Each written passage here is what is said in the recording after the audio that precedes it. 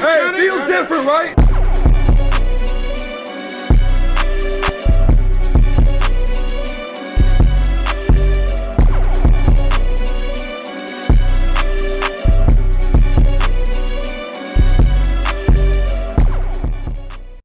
Hello and welcome to season 3 of Fantasy Sports. I'm hoping you guys like the new intro, like the new logo. I did work pretty hard to do the intro. I give myself some credit. Today we're going to be jumping right in to some basketball, obviously with the finals ending. I also want to look at free agents. I want to look at the coaching changes, and I want to look at the potential trades that could happen in the offseason. With that being said, let's just dive right into it. Let's start with the free agents.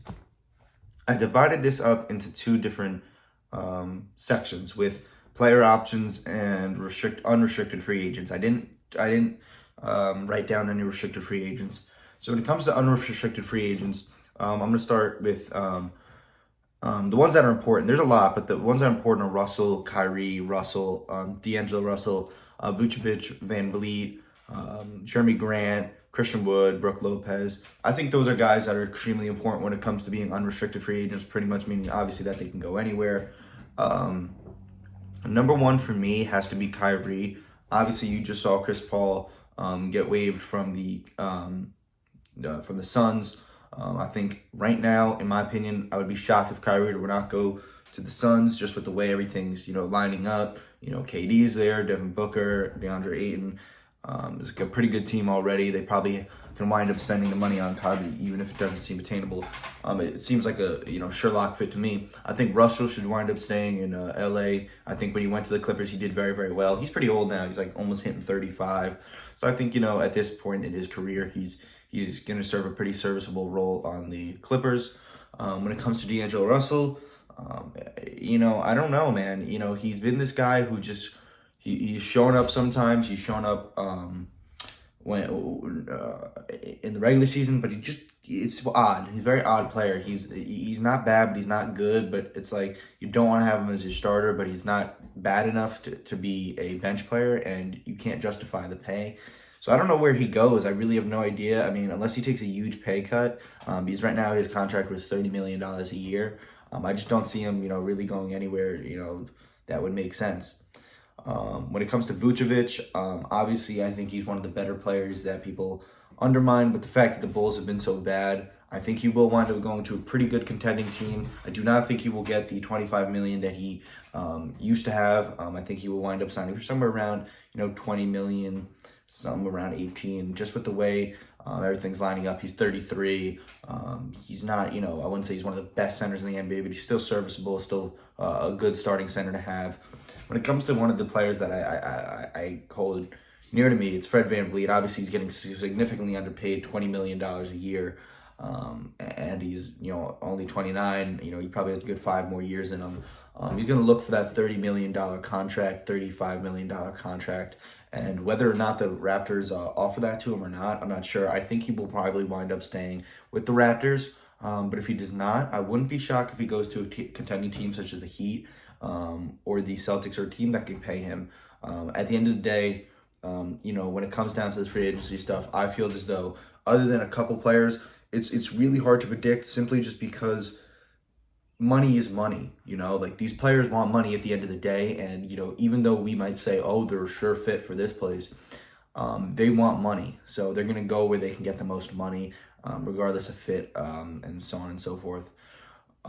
Then rounding up Jeremy Grant, Christian Wood, Brook Lopez for the unrestricted. I think these are all very serviceable role players, starters. Not role players, starters.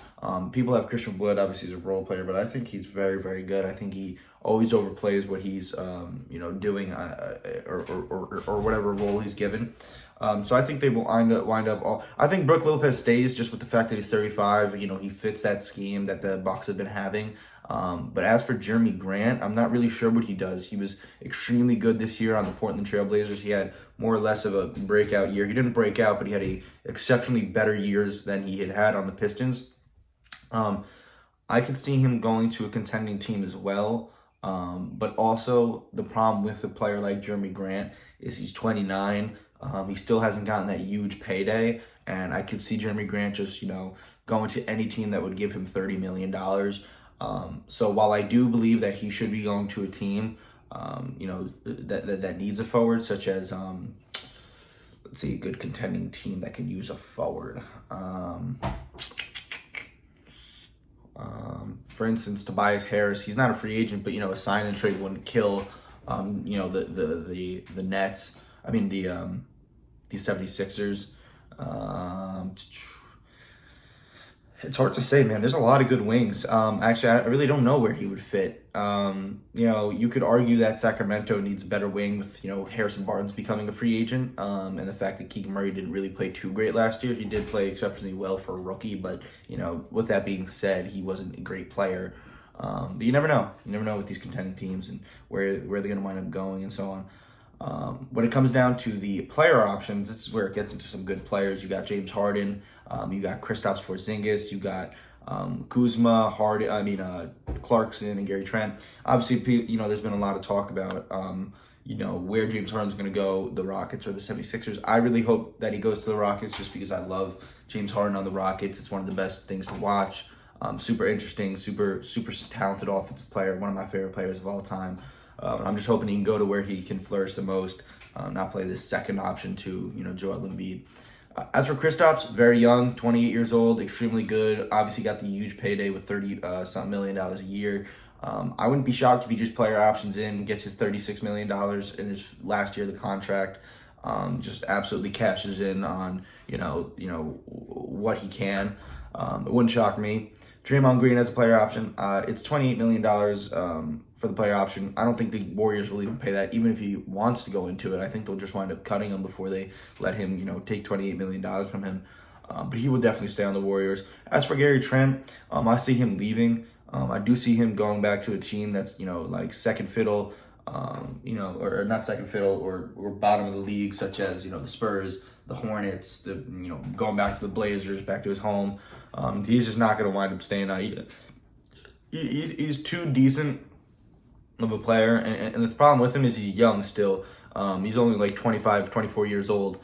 But when the ball's not in his hands, he doesn't want it. And even when he does, he's not a great catch and shoot type player. So he doesn't fit, the NBA's standards because he's not a good point guard. He's not a good catch and shoot guy. He's just a shooting guard who wants the ball in his hands, but is not great with it. So he has a lot of development to do. It's only his fifth year, though, at the end of the day. So he can definitely wind up turning it around. Kyle Kuzma, Jordan Clarkson, I think Kyle Kuzma clearly opts out of his player option. He's only $13 million. I think he's going to take out of that. And I think he's going to wind up getting $25 million a year somewhere that will pay him, whether that be the Wizards, who invest in their future in Kristaps and Kuzma, maybe, only 27 each. They're literally almost about the same age. Maybe they invest in them, think that they're the future, and wind up getting rid of Beal and bringing in some, young pieces and just building on that. As for Jordan Clarkson, he's about to be 32. I think he goes to a contending team just because he's always been on a bad team his whole career, whether that be the Cavs or the Jazz. He just hasn't been on a team that has been able to, push the hump when it comes to, really making themselves a contender. So that would be interesting to see. Now, two things I want to head over to. I want to head over to the coaching changes and very quickly talk about how I think they will affect the team. The first one is the Pistons. Obviously, Dwayne Casey stepped down. He took a front office role with the team, which I'm very excited to see just because I think Dwayne Casey's always been very, very underappreciated, whether that be as a coach, whether that be as a mentor. They get Monty Williams, who is a 2021-2022 Coach of the Year and has one of the best records in the past couple years as a coach. I think the Pistons are extremely talented when it comes to their roster, and I think Cade Cunningham's one of the best players in the NBA right now. I think with his skill set and the fact that Monty Williams will be able to develop, these players like Jaden Ivey, Cade Cunningham, maybe, make James Wiseman and Marvin Bagley a little better. I don't know about Marvin Bagley, but definitely develop these, young, raw players. I'm definitely interested to see that. The Rockets passed up on keeping Steven Silas. Obviously, there was a lot of debate about whether or not he was a good coach, whether or not he just let them run amok on them. And the fact that, part of it was his father. They signed Ime Udoka, the former Celtics coach, who led the Celtics to a finals appearance, and it seemed extremely important when it came down to what the Celtics lacked in this previous playoffs. So I'm super excited to see that, especially if Harden and they get some other pieces with Jaylen Brown supposedly going there and so on and so forth. I'm super excited for that. The Milwaukee Bucks, they got rid of Mike Budenholzer, which I do not understand. I thought he fit there. I know eventually people get tired of the fact that they should have been doing better. While I do agree the fact that they should have probably won one or more championship, they only had one. Sorry, they should have won more than one championship, or at least more than one finals appearance with the team they had in Drew Holiday, Chris Middleton, and Giannis and Brook Lopez. I think this past year, people didn't understand how bad that loss must have been. They were the number one seed in the entire NBA. You have a Defensive Player of the Year center who's pretty much in the last couple of years of what could be good. You have Chris Middleton, who just came off an injury and started playing good. Drew Holiday, who's still not young but not old, but he can lock it down. And unfortunately, Giannis got hurt, but Giannis is in his MVP form right now. You cannot afford to lose to the A seed right there. So I justify the firing, and while I do not think it's great, I do understand it. Eventually you need to win, and if you think that Mike Budenholzer is the problem, get rid of. They signed Adrian Griffin. He's a former Raptors assistant. I do think he's good. I think a big product of his ability to coach was Nick Nurse. And I do think Nick Nurse is a good coach, but he does have his own problems. And that leads me into Philadelphia 76ers, who got rid of Doc Rivers, and they signed Nick Nurse. I think Nick Nurse is a good coach. I don't think he's a bad coach. I think his problem is that he didn't have the right pieces. I think, when he first won, obviously when Kawhi was there, I thought he knew what he was doing, especially with getting his stars the ball. I felt like ever since then, he felt as though he needed to get his stars the ball in Pascal and Fred VanVleet. But they just don't have that type of, glue like Kawhi was, and that was the problem. Whether or not it was the coaching or whether or not it was the personnel, I think Nurse really was lacking a player to rely on, and I think that at the end of the day, it's a player's team, and Nick Nurse wasn't a player's coach. As for the Phoenix Suns, they signed Frank Vogel, former Kings coach, former Lakers coach. I like this hiring. It's all right. It's given Frank Vogel another chance to just take pieces and see if he can make them better. I don't know. We got to see how that turns out. And as for the Raptors, I thought they had the worst hiring with Darko Rajakovic, and the ex-Grizzlies assistant head coach. I don't think it's bad, but I don't think it's good. I just think it serves as a reminder that the Raptors are kind of in this rebuilding all over the place. Part of their, not part of their, they're in that type of environment right now with the players and pieces they have. So I think, they thought, oh, well, let's look at what the Grizzlies did with Jaren Jackson, John Morant, Desmond Bane. Let's take that, put it over to our team with Scotty Barnes and, OG, and maybe potentially signing back Gary Trent. But I just don't think that's how it's going to work. I don't think Scotty Barnes looks the piece that he did his first year. I think OG is going to wind up maybe even getting moved. And, Siakam's only getting older. Van Vliet's now a unrestricted free agent, so we don't even have a, tab on him. So dark days are ahead for the Raptors. My last segment was potential trades and potential trade partners. I don't really have too much information about this, but what I wanted to look at was the fact that the Knicks, maybe need to make a move with RJ Barrett to get a better wing player. The fact that the Pelicans have thought about trading up for Scoot Henderson, which means Zion can be on the move. The Blazers, when it comes to Damian Lillard, are they going to send him to the Heat? And the Heat will get over that hump. And for the Hornets, what do? They have the number 2 pick. They don't need a guard at this point. They have LaMelo. They have Terry Rozier. Kelly Oubre, by the way, who's a free agent, is leaving, or is probably going to leave. They don't have a center that's really reliable, I guess you could argue.